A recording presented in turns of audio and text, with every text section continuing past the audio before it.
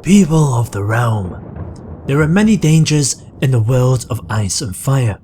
Whether it's a cold touch of the others, a crossbow bolt at a wedding, or a certain type of pie, we all know one thing. In Westeros, people die and they die often.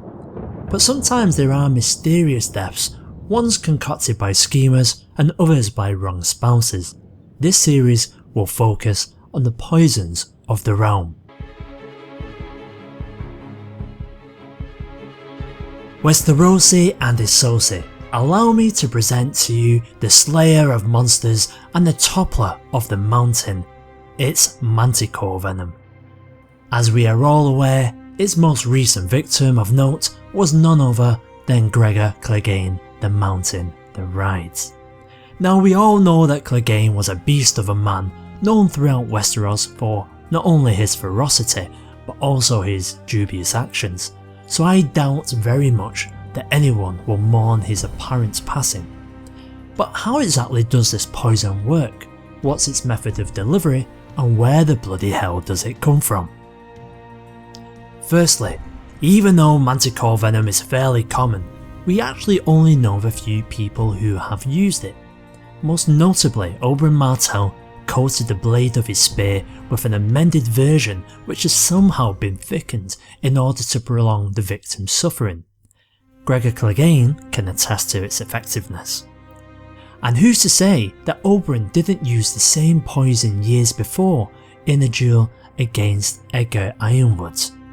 Although this duel was only to first blood, Ironwood's wounds festered and he soon died, and so Oberyn Martell gained his famous nickname, the Red Viper.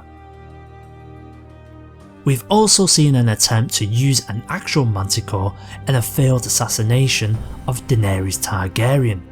The manticore itself is an insect-like creature with a barbed tail and an unusually looking face that almost looks human. Its black carapace can fold up into the shape of a scarab, and this creature also emits a distinctive hissing sound.